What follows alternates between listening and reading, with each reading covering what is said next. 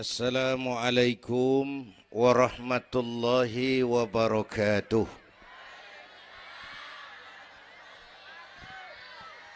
Bapak-bapak, ibu-ibu, saudara-saudara kaum muslimin rahimakumullah. Kapan kiamat itu akan datang? Ini rahasia Allah. Jangankan kita yang orang awam, baginda Nabi sendiri tidak diberitahu oleh Allah kapan kiamat itu akan terjadi. Tetapi sungguh pun demikian, banyak hadis-hadis yang menjelaskan ciri atau tanda-tanda datangnya kiamat. Nah, kalau sudah bicara soal tanda kiamat itu ada dua. Pertama yang disebut alamatus sughra, tanda-tanda kecil. Ini waktunya masih ada tenggang. Ada yang dinamakan alamatul kubra, tanda-tanda besar, artinya kiamat sudah diambang pintu. Apa tanda-tanda kecil dari datangnya hari kiamat itu? Misalnya kata Nabi, apabila ilmu sudah diangkat oleh Allah, artinya apabila ulama sudah banyak wafat, minat orang belajar agama berkurang, lalu kebodohan nampak merajalela di mana-mana, zina dikerjakan secara terbuka, minuman-minuman keras jadi kebanggaan, itu termasuk di antara tanda-tanda kecil terjadinya hari kiamat. Apalagi misalnya iza waladatil ammatu rabbataha, apabila budak sudah melahirkan tuan. Apa maksudnya? Ada yang mentafsirkan apabila anak sudah bisa membudaki orang tuanya. Orang tua yang melahirkan dia, yang membesarkan dia, demi setelah si anak besar jadi orang berpangkat, bertitel, berharta, berkedudukan, jadilah orang tua itu budaknya. Sehingga sering dibilang kalau orang tua kaya, anak jadi raja. Tapi kalau anak yang kaya, orang tua sering jadi budak. Apalagi munculnya fitnah yang bergelombang, timbul perang antara dua bangsa yang besar, waktu berjalan terasa sangat pendek sekali. Itu merupakan tanda di antara tanda-tanda kiamat. Termasuk di dalamnya sulit membedakan mana laki, mana perempuan. Kan kalau tanda-tanda kayak begini sekarang sudah banyak kita lihat kan. Ulama banyak wafat, penggantinya sulit.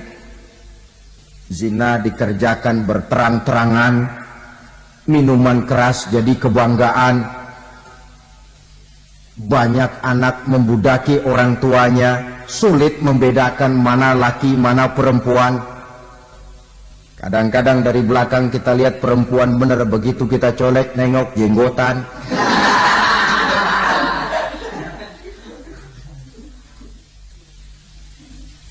Ini termasuk tanda-tanda kecil, masih ada tenggang sampai akan terjadinya kiamat itu. Nah, yang dimaksud dengan tanda-tanda besar, ini tanda besar artinya kiamat sudah diambang pintu. Pertama, matahari terbit dari sebelah barat. Apabila matahari sudah terbit dari arah sebelah barat, tertutuplah sudah pintu taubat. Bersabda Nabi kita, la taqumus sa'atu hatta tatlu'a syamsu min maghribiha. Tidak akan datang hari kiamat sampai matahari terbit dari arah sebelah barat. Fa iza tala'at, manakala matahari telah terbit dari arah sebelah barat, wa ra'ahan nasu, manusia banyak menyaksikan itu, amanu ajma'un, mereka pun lalu beriman. Yang tadinya kafir, yang tadinya ingkar, yang tadinya membangkang, setelah melihat matahari terbit dari sebelah barat, buru-buru beriman, berlomba-lomba mengucap dua kalimat syahadat. Tapi apa yang terjadi? Kata Nabi, wadzalika hina la yanfa'u nafsan imanuha lam takun amanat min qabl. Hari itu adalah hari yang iman sudah tidak berguna lagi bagi seseorang apabila sebelumnya memang dia tidak pernah beriman. Au kasabat fi imaniha khaira, atau beriman tetapi tidak pernah melakukan kebajikan di dalam keimanannya itu. Hari yang sudah kasib, hari yang sudah terlambat, beriman tidak akan ada gunanya lagi. Ini pelajaran buat kita. Sebelum sang surya terbit dari sebelah barat, sebelum nafas sampai di tenggorokan, artinya pintu taubat masih terbuka.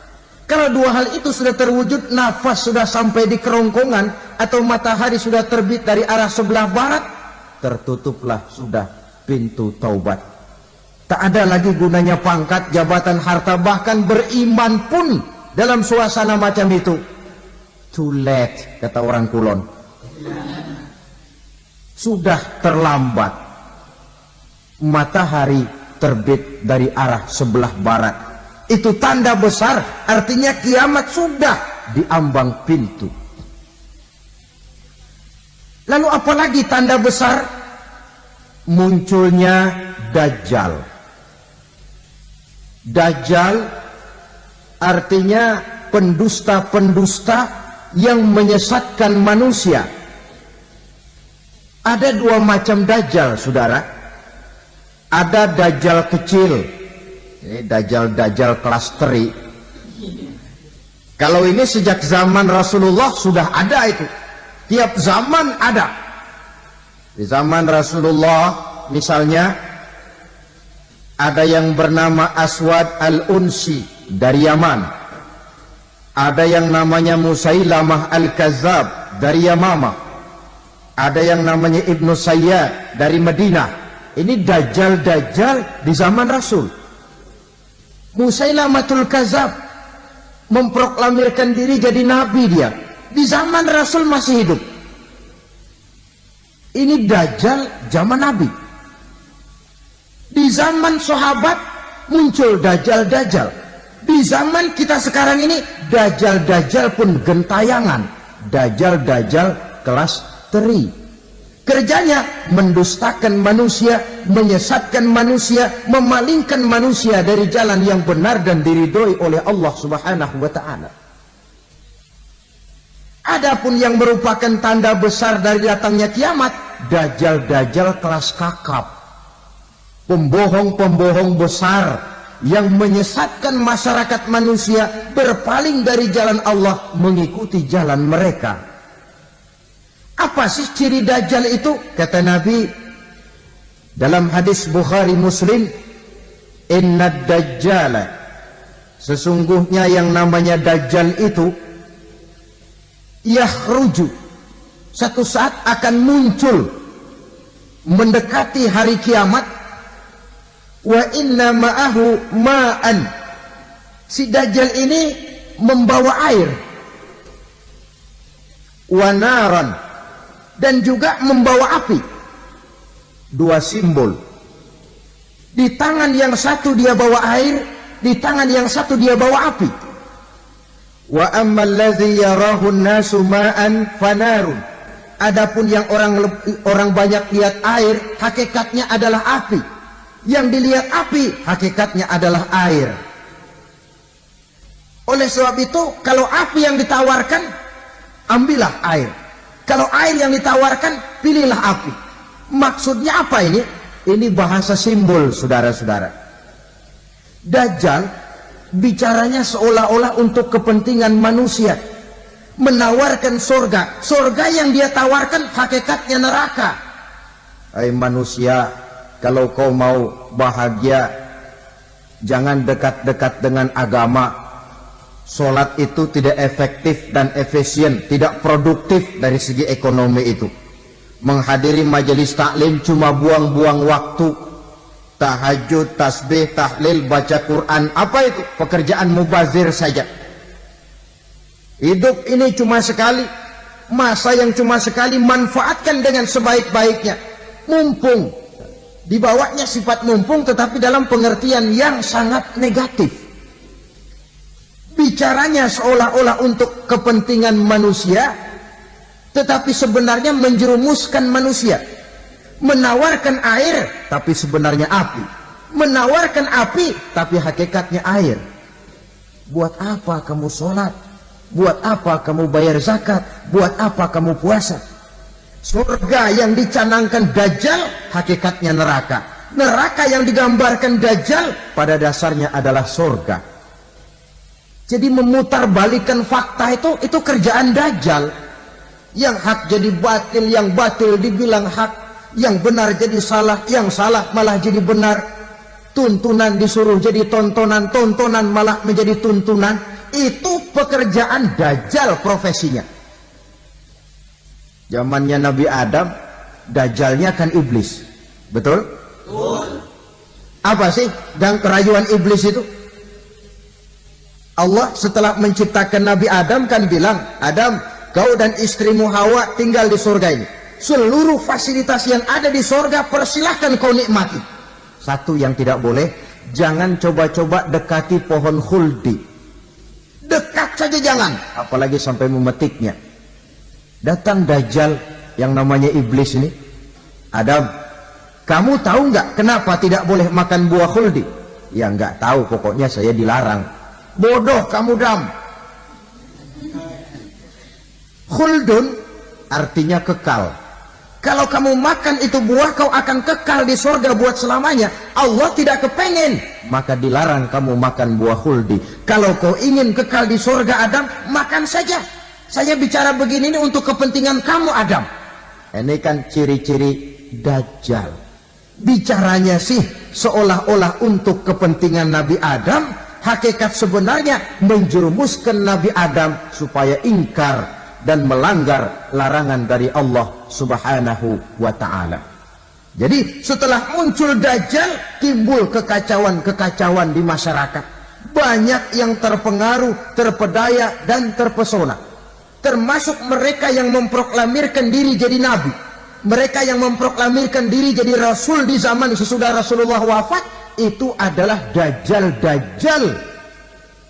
Maka saya ingatkan, kalau di zaman kita sekarang ini ada orang ngaku jadi nabi, ada orang ngaku jadi rasul, biar bahasa Arabnya kental, Quran hafal, hadis ribuan hadis hafal, biar pakai serban sampai menyengser ke tanah, bahasa Arabnya fasih, tapi dia mengaku jadi nabi, jadi rasul, kita umat Islam wajib tidak percaya. Wajib untuk tidak percaya. Itulah Dajjal-Dajjal zaman kita sekarang ini.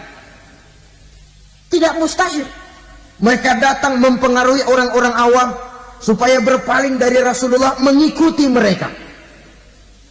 Nah, di akhir zaman nanti, mendekati hari kiamat, Dajjal ini muncul, Dajjal kelas kakap, menyesatkan masyarakat manusia untuk berpaling dari Islam, mengikuti seruan mereka. Apalagi di antara datangnya kiamat itu, tanda yang besar itu, turunnya Nabiullah Isa Al-Masih, putra Maryam. Menurut berbagai hadis yang sahih, Nabi Isa Al-Masih nanti akan turun lagi. Tidak membawa risalah yang baru, tapi meluruskan risalah Islam ini yang telah banyak ditinggalkan oleh masyarakat. Bahkan ada hadis menjelaskan beliau akan membunuh Nabi, mematahkan kayu-kayu salib, lalu melaksanakan haji dan umrah mengikuti syariat Nabi Muhammad, bukan membawa agama baru.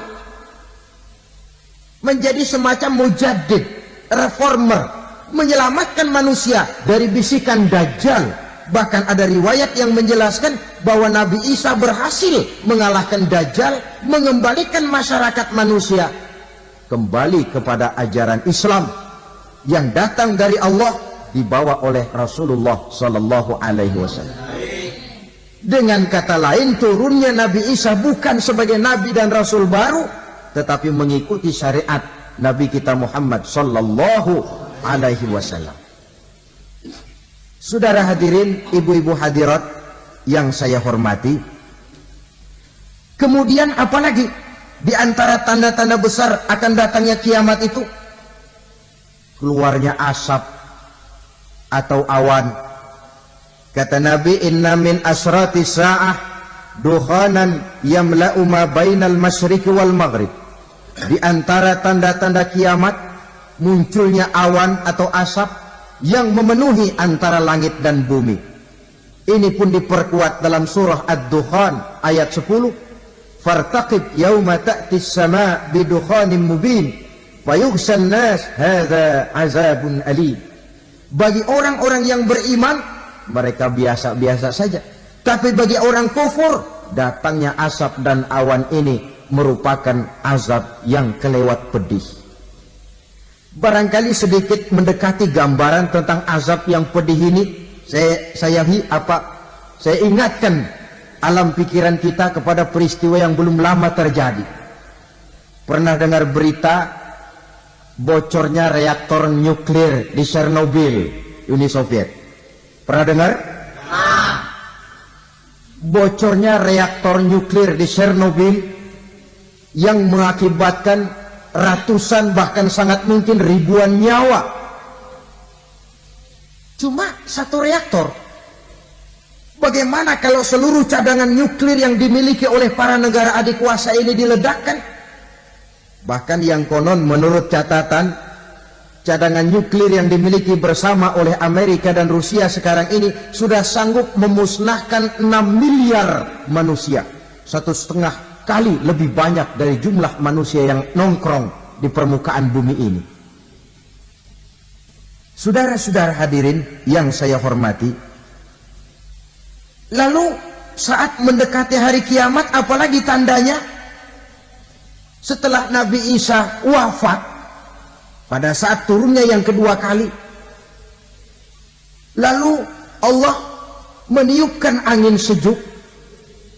Semua orang-orang beriman, orang-orang baik wafat, sehingga penghuni bumi ini cuma tinggal lagi terdiri dari orang-orang kafir. Tidak ada lagi di bumi ini yang bisa mengucapkan Allah. Sehingga dalam hadis qudsi itu ada keterangan, innallaha azza wa jalla yaqulu li Israfil. Allah pernah pesan kepada malaikat Israfil. Kata Allah, Israfil, iza sami'ta qailan yaqul Allah Allah fa akhirin nafah 40 sanatan ikraman liqailiha.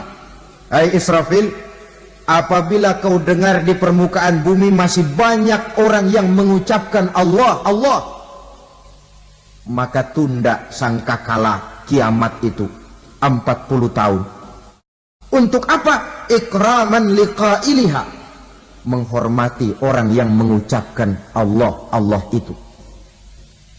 Wah, jadi karena sekarang masih banyak yang mengucapkan Allah, besar hatilah kita, masih jauh kiamat itu. Tapi jangan lupa, kiamat pribadi, kiamat kecil itu yang nggak kita sangka-sangka. Ajal datang mencabut nyawa, itu kiamat pribadi, dan itu yang pasti kita hadapi, dan itu yang membuat kita tidak boleh bersikap main-main di dalam kehidupan sekarang ini. Saudara hadirin yang saya hormati, tidak ada lagi orang-orang muslim. Seluruh penduduk dunia ini kafir. Lalu terciptalah struktur sosial yang berlandaskan prinsip hidup semau gue. Bakal terjadilah prinsip di mana yang kaya menyantap yang miskin, yang kuat menindas yang lemah. Hidup sudah bagaikan di rimba belantara. Berlaku hukum rimba, siapa yang kuat dia yang menang, siapa yang lemah menjadi mangsa. Timbul kekacauan, maksiat merajalela, munkarat menjadi-jadi, sehingga isi bumi ini penuh dengan segala macam perbuatan dosa. Tidak ada perlunya lagi alam diperpanjang temponya. Datang saat yang sudah dijanjikan oleh Allah Azza wa Jalla, maka terjadilah yang disebut kiamat kubra, kiamat besar, kiamat hancur-hancuran. Bagaimana kejadian ini dimulai? Dalam surah Az-Zumar ayat 68, Allah Subhanahu wa taala berfirman, "Wa nufikha fis-suri fasa'iqa man fis samawati wa man fil ardi illa man sya'allahu. Maka manakala ditiuplah sangkakala, terkejutlah seluruh yang ada di langit dan seluruh yang ada di bumi. Bila saat kiamat datang, Allah perintah malaikat Israfil, Israfil, tiup sangkakalamu. Ditiuplah sangkakala oleh malaikat Israfil. Yang akibat daripada tiupan itu, seluruh yang ada di langit, seluruh yang ada di permukaan bumi terkejut. Yang ada di langit siapa? Malaikat kan. Bayangin aja kalau malaikat kaget, apalagi kita. Terkejut seluruh makhluk yang ada di bumi, yang ada di langit mendengar suara sangkakala itu. Bunyinya tidak sanggup kita bayangkan dahsyatnya. Ledakan nuklir, ledakan neutron, belum apa-apa ketimbang bunyi sangkakala malaikat Israfil ini. Nah, lalu mendengar bunyi sangkakala ini, gemparlah makhluk, kacaulah alam. Bumi gempa, planet-planet bertabrakan, gunung meletus, air laut tumpah ke darat, angin topan bertiup, halilintar menyambar. Lalu semua yang bernama hidup mati total. Mati bareng tanpa persiapan. La haula wala quwata illa billah. Saya kadang-kadang dalam tafakur bermohon, ya Allah, mudah-mudahan saya nggak nemuin kiamat beneran. Ngeri, nggak bisa kita bayangkan macam apa suasana seperti itu. Allah saja banyak memberikan gambaran, misalnya Al-Qari'ah, wa mal qari'ah, wa ma adraka mal qari'ah. Kejadian yang menggemparkan. Tahukah kamu apa kejadian yang menggemparkan itu? Yauma yakunun nasu kal farasil mabsus wa takunul jibalu kal ihnil manfus. Pada saat itu manusia berterbangan bagai kupu-kupu, gunung berterbangan seperti kapas ditiup angin. Gunung saja macam kapas, konon lagi manusia.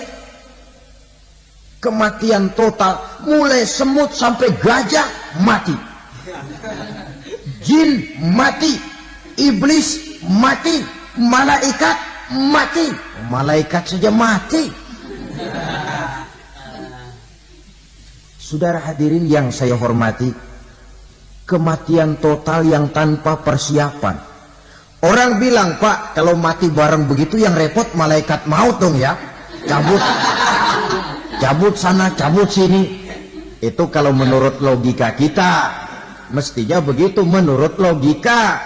Tapi logika juga yang bilang nggak perlu serepot itu. Sebab untuk mematikan listrik di wilayah DKI, di wilayah Jakarta, nggak perlu tiap rumah didatengin matiin, ya lama.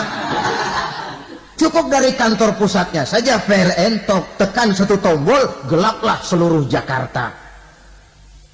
Saudara hadirin yang saya hormati, kematian total. Lalu setelah kematian total, planet-planet juga mati, dalam arti tidak bergerak dan beredar. Angin mati, dalam arti tidak bertiup. Air mati, dalam arti tidak ada riak gelombang.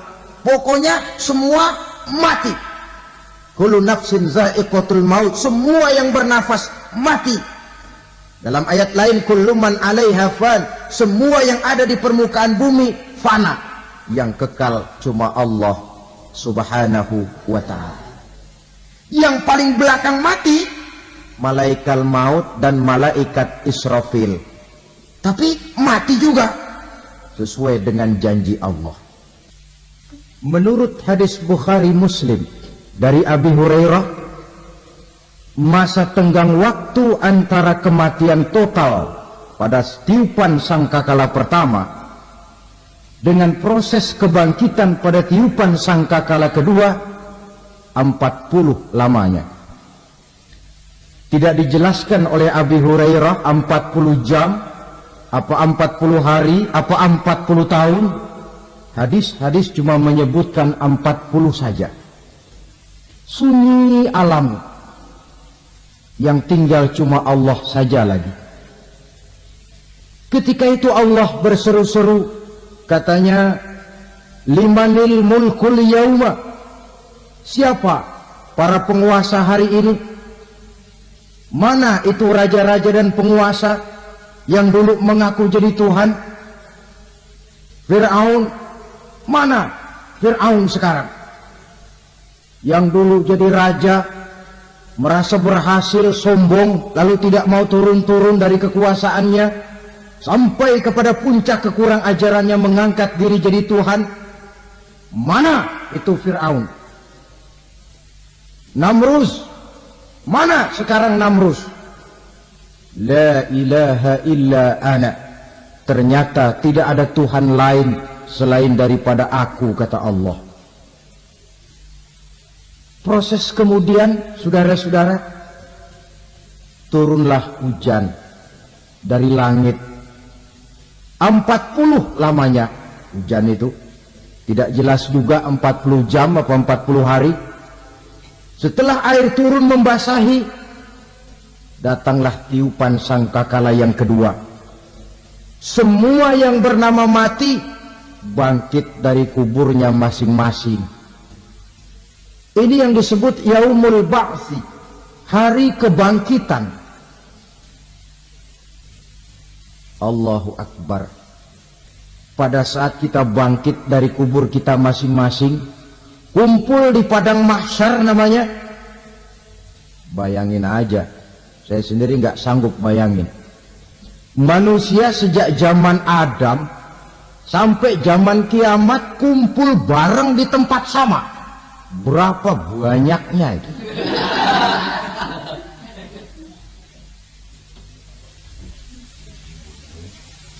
Dan yang luar biasa menurut satu riwayat, pada saat bangkit itu, Masya Allah, roman muka kita berubah,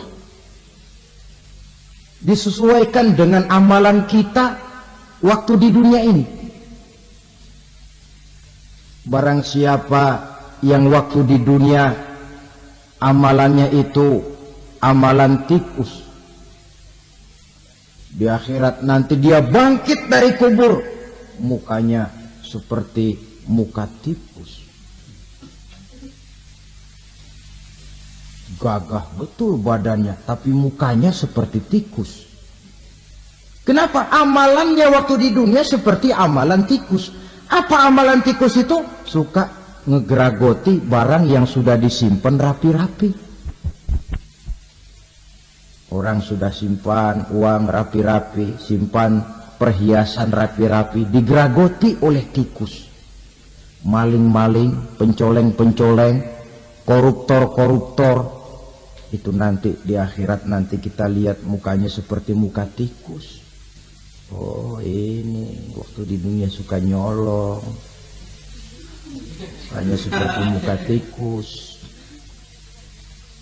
Barang siapa yang waktu di dunia ini amalannya itu amalan macan, dia akan bangkit nanti mukanya seperti muka macan. Apa amalan macan? Macan itu amalannya menang-menangan. Orang yang mau menang saja, nggak mau mengalah. Coba lihat di hutan. Kenal hutan nggak?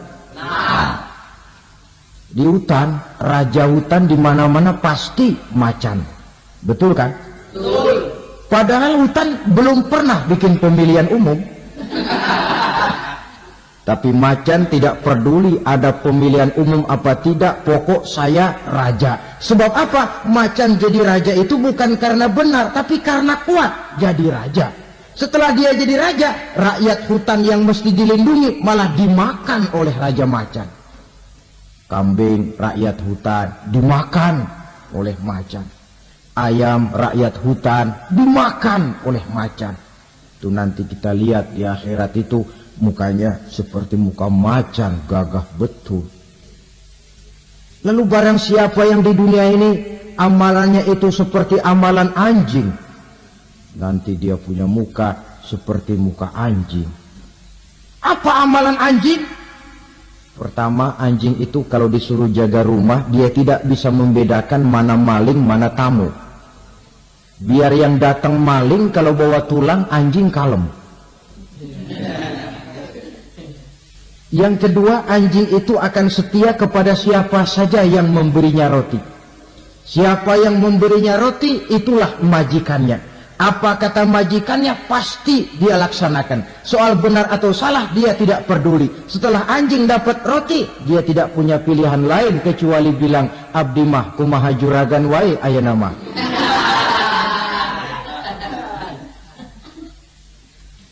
Saudara hadirin yang saya hormati, berkumpul di padang mahsyar, tiap orang sibuk dengan persoalannya masing-masing.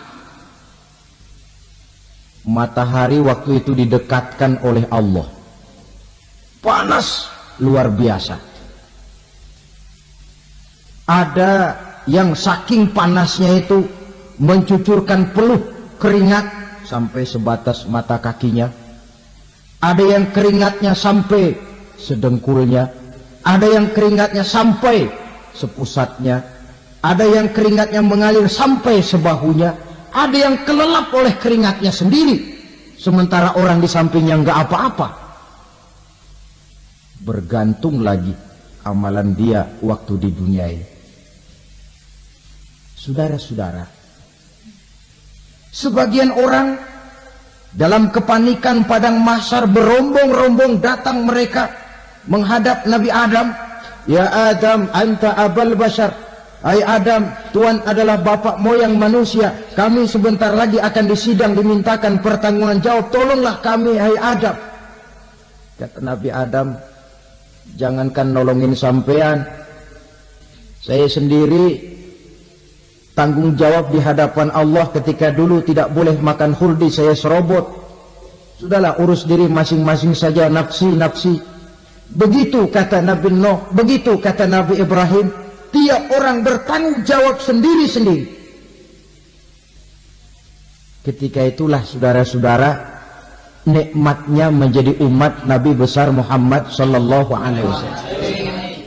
Sebab apa? Walaupun menurut abjad kita ini umat paling belakang, kan paling belakang kita ini toh, karena Nabi Muhammad adalah Nabi akhir, tapi akan dihisap lebih dulu, lewat di atas sirat lebih dulu, masuk surga lebih dahulu ketimbang umat-umat belakangan. Ketika Rasul mendekati ajal, beliau tanyakan itu kepada malaikat Jibril. Malaikat Jibril berkata, Muhammad jangan khawatir, Allah sudah berjanji, inni haramtul jannata ala sairil anbiya hatta tadkhulaha anta wa haramtuha ala sairil umami hatta tadkhulaha ummatuka. Surga aku haramkan buat seluruh nabi kecuali kalau engkau Muhammad sudah masuk ke dalamnya, dan surga aku haramkan buat seluruh umat kecuali kalau umatmu Muhammad sudah masuk ke dalamnya. Logikanya, walaupun menurut abjad kita umat paling belakang, bakal dihisab paling dulu, lewat di atas sirat paling dulu, masuk surga paling dulu, kalau mampir ke neraka juga paling dulu. Ya resiko. Jangan mau enaknya aja paling dulu. Saudara hadirin yang saya hormati, setelah masa kebangkitan itu jangan dikira begitu bangkit langsung diperiksa, masih menunggu menanti ribuan tahun perhitungan padang mahsyar untuk sampai kepada proses yang disebut yaumul hisab, hari perhitungan. Seorang demi seorang bakal dipanggil. Bayangkan saja, kita se-RT saja di absen, kadang-kadang perlu waktu lama.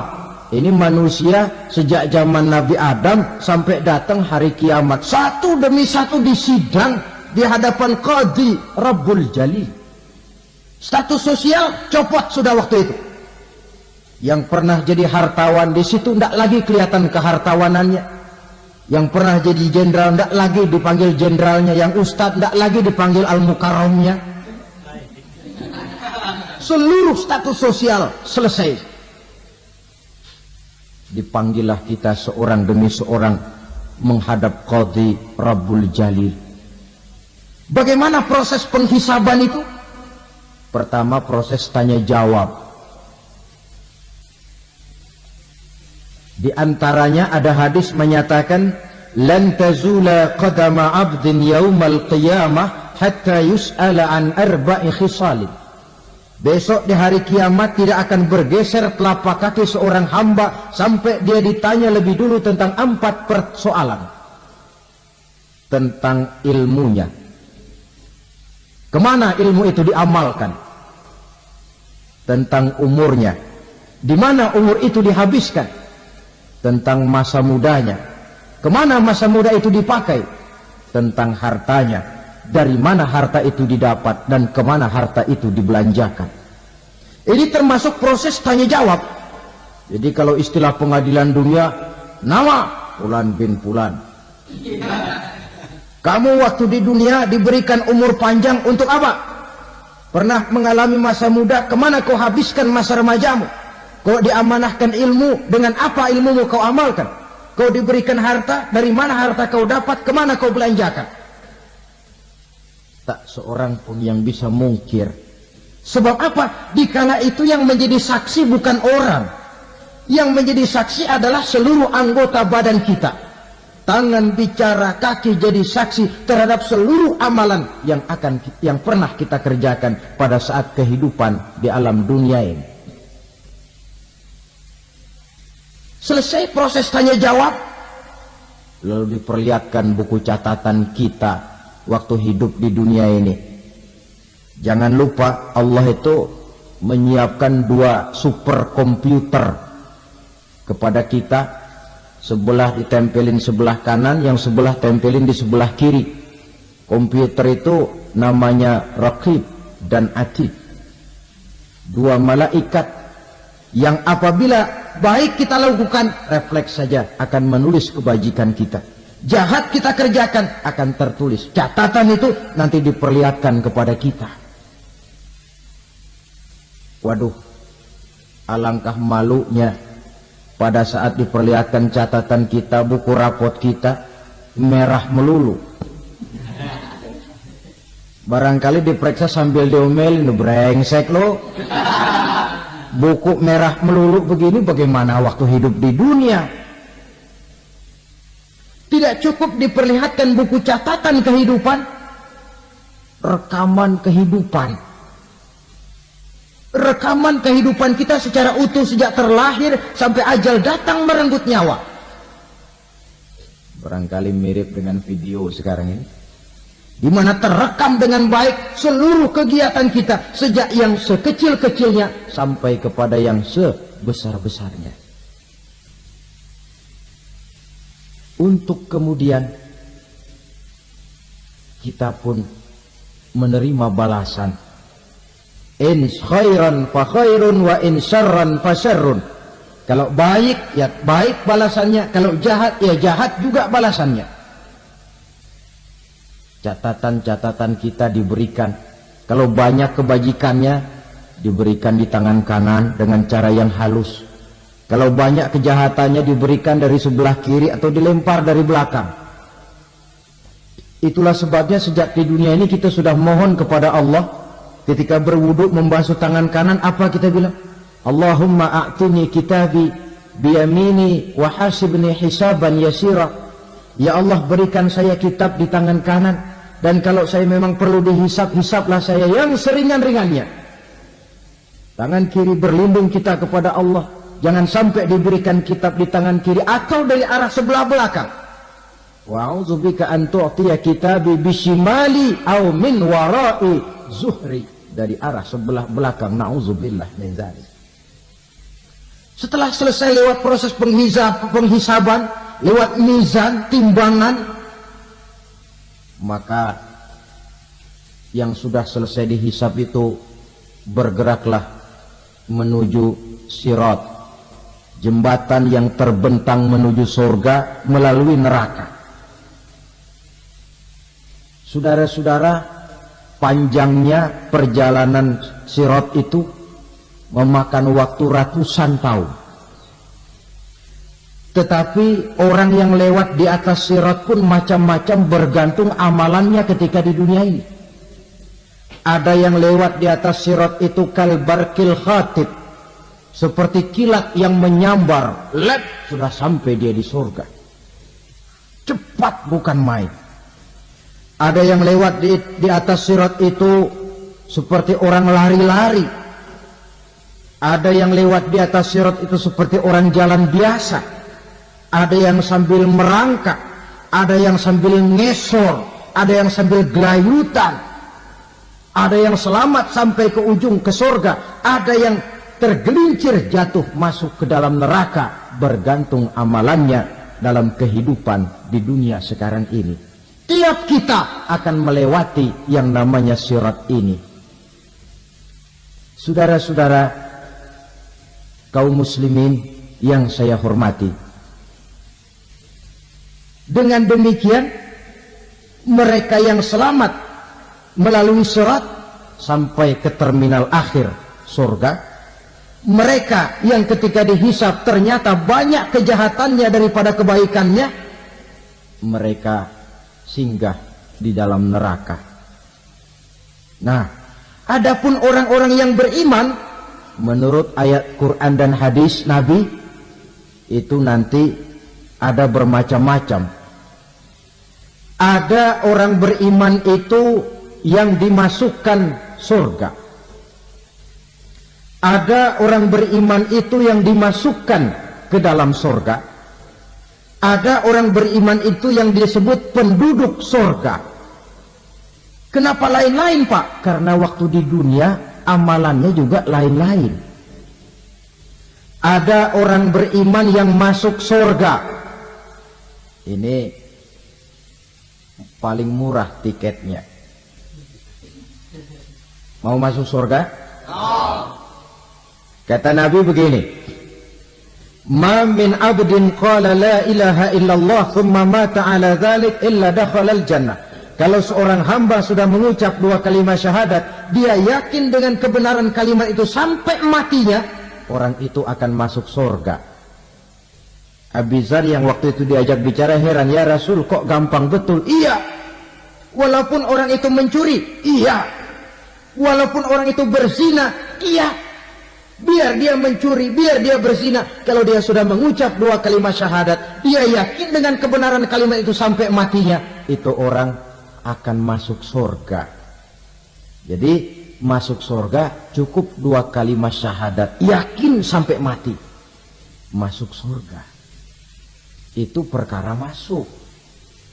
Tapi kalau pertanyaannya diterusin, masuknya kapan, Pak? Nah, ini lain lagi urusannya.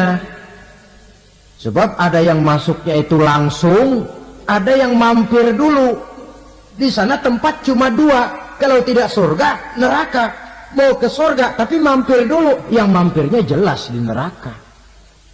Kenapa? Dalam hadis qudsi ada riwayat, nanti itu di akhirat, setelah Allah selesai mengatur penduduk surga masuk surga, yang neraka masuk neraka, Allah berkata kepada malaikat Malik, malaikat Malik, labaik ya Allah, itu bajingan-bajingan tengik, manusia-manusia durjana yang waktu di dunia tidak mau sujud, jauh dari ulama, gemar melakukan yang munkarat dan maksiat, hidup di tengah masyarakat selalu jadi bibit keonaran, kufur, sudah masuk neraka semua. Sudah ya Allah. Nah, kalau sudah, coba sekarang kamu masuk, Malik. Saya, iya, masuk neraka. Mau apa ya Allah? Kata Allah, akhriju minan nar man kana fi qalbihi misqala habatin min khardalin min iman. Kau masuk neraka, cari di dalam neraka orang-orang yang ada imannya walaupun kecil sebesar biji zarah, angkat mereka keluar. Masuk malaikat Malik ke neraka, cari orang yang ada imannya, korek-korek. Ya repot, udah pada gosong. Yang ada imannya diangkat ke atas, yang ada imannya diangkat ke atas, lalu dimandikan di Nahrul Hayat, namanya sungai kehidupan di akhirat nanti. cakep lagi rupanya, bersih lagi wajahnya, apel di hadapan Allah. Kata Allah, bagaimana mas? Kapok nggak sampean? Kapok ya Allah. Nah, kalau kapok, idhab fadkhulil jannah, pergi masuk surga sana. Berangkat mereka ke surga, ketemu sama teman-temannya yang udah sampai lebih dulu, yang nggak pakai mampir lagi. Terjadi dialog. Kata teman-temannya yang udah pada nyampe duluan, mas, iya, emang baru sampai? Oh, saya baru sampai. Memang mampir di mana dulu mas? Kita sudah lama sampai di surga. Saudara buka surah Al-Muddathir ayat 34-35. Ma salakakum fis saqar? Kenapa kamu mampir di neraka Saqar? Qalu lam nakum minal musallin. Mereka menjawab, kami mampir di neraka Saqar mas, gara-gara dulunya kami waktu di dunia tidak pernah sholat. Tidak pernah sholat? Tidak pernah. Karena rumahnya dekat masjid. Cuma dekat doang mas. Sholat mah enggak saya. Enggak pernah ngasih makan fakir miskin. Enggak pernah hadir di majelis taklim. Pendeknya enggak pernah melakukan kebajikan. Maka saya pun mampir di neraka Saqar. Untung betul saya punya iman mas, sedikit. Waktu hidup di dunia dulu saya pernah mengucap 2 kalimat syahadat. Sekali-kalinya waktu mau kawin. Masya Allah. Untung saja kawin. Kalau nggak kawin, polos.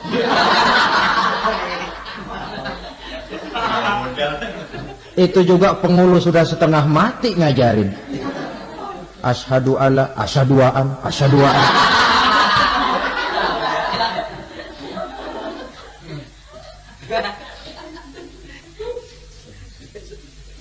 Ini namanya masuk surga, ada mampir dulu. Ada pula orang mukmin itu yang dimasukkan surga. Namanya dimasukkan kan terima beres. Saya masuk ke rumah, jalan sendiri, cari tempat sendiri. Saya dimasukkan ke dalam rumah, terima beres, pokok ada di dalam, itu dimasukkan namanya. Nggak pakai mampir. Tapi tentu tiketnya lebih mahal ketimbang yang pertama tadi. Apa kata Allah? Innal ladzina amanu wa amilus shalihat la ukaffiranna anhum sayyi'atihim wa la udkhilannahum jannah. Sesungguhnya orang-orang yang beriman kemudian beramal soleh, kami hapuskan segala dosa dan kesalahannya, kami masukkan mereka ke dalam surga. Lihat ayatnya. Allah yang memasukkan, kita yang dimasukkan. Tidak pakai transit, tidak usah mampir. Cuma tidak cukup syahadat, tidak cukup amanu, tapi diiringi dengan wa'amilus salih. Iman, amal. Tidak cukup syahadat, lalu dibuktikan dia sholat, dia zakat, puasa, lalu dia melakukan berbagai macam kebajikan. Ini yang menyebabkan dia tidak pakai mampir di tempat yang bernama Saqar. Lalu ada pula orang mukmin itu yang disebut penduduk surga. Wah, ini sudah VIP ini. Ashabul jannah, penduduk surga. Siapa mereka? Kata Allah, innal ladzina amanu summa istaqamu fala khaufun 'alaihim wa la hum yahzanun ulaika ashabul jannah hum fiha khalidun. Sesungguhnya orang-orang yang beriman lalu istiqamah, tetap dalam melaksanakan perintah Allah, tidak goyah, tidak labil tapi stabil, istiqamah, mereka tidak takut dan tidak bersedih hati. Merekalah penduduk surga. Iman, istiqamah. Tidak punya duit, sembahyang. Banyak duit, sembahyang. Miskin, sembahyang. Kaya, tetap sembahyang. Istiqamah. Kadang orang kalau susah rajin ke masjid, banyak duitnya, ngelihat masjid melengos. Itu yang dibilang waktu miskin hamba Allah, setelah kaya jadi hamba harta. Bergeser, tidak ada nilai istiqomahnya. Saudara-saudara, dengan begitu penduduk neraka itu dua. Ada penduduk permanen, ada penduduk yang semi permanen. Yang semi permanen orang-orang beriman yang mempunyai dosa besar. Mereka masuk ke neraka untuk menerima azab sesuai dengan dosanya. Bila selesai masa azab itu, mereka akan diangkat untuk ditempatkan kembali ke dalam surganya Allah Subhanahu wa ta'ala. Nah, dikala itulah saudara-saudara, ada yang disebut syafaat dari Rasulullah Sallallahu Alaihi Wasallam. Tapi tentu jangan lupa, syafaat ini ibarat kain menambal dia. Kita punya kain bolong-bolong sedikit, syafaat yang menambal. Sholat kita ada kurang dikit, sedekah kita ada campur riak dikit, amalan kita ada tidak karena Allah dikit, kita berharap syafaat. Jadi biarlah kain masih bolong-bolong, yang penting punya kain. Tapi kalau kainnya tidak ada, yang ditambal apanya? Sholat tidak, puasa tidak, zakat tidak, berharap syafaat saja, ya, terlalu berlebihan itu. Saudara hadirin yang saya hormati, apabila selesai proses penghisaban, proses penghitungan, maka dikala itulah manusia terbagi dalam dua kelompok besar. Fariqun fil jannah wa fariqun fis sa'ir. Sekelompok orang-orang beruntung yang masuk ke dalam surga, dan sekelompok lagi masuk ke dalam neraka. Akan memakan waktu untuk menceritakan sifat surga dan neraka, tapi insya Allah pada kesempatan pertemuan lain saya sampaikan. Namun sebagai gambaran umum cukuplah saya sampaikan sebuah hadis qudsi. Allah jelaskan, a'dadtu li'ibadiyas salihin ma la aynun ra'at wa la uzunun sami'at wa la khatara fi qalbil bashar. Aku sediakan buat hamba-hambaku yang soleh, yang tidak pernah terlihat oleh mata, tidak pernah terdengar oleh telinga, dan belum pernah terdetik dalam hati manusia. Jadi kenikmatan surga belum pernah dilihat mata, belum pernah didengar telinga, belum pernah terdetik dalam hati. Pedihnya azab neraka belum pernah terlihat mata, belum pernah terdengar telinga, belum pernah terdetik dalam hati. Saudara hadirin yang saya hormati, oleh karena itu sebagai uraian akhir daripada kiamat ini, marilah sama-sama kita memanfaatkan hidup dengan sebaik-baiknya, supaya jangan timbul penyesalan di hari kemudian nanti. Mudah-mudahan kita seluruhnya diselamatkan Allah dari azab neraka dan mendapat surga dan ridhonya. Sekian dan demikianlah pertemuan kita kali ini. Terima kasih banyak atas segala perhatian. Mohon maaf atas segala kekurangan.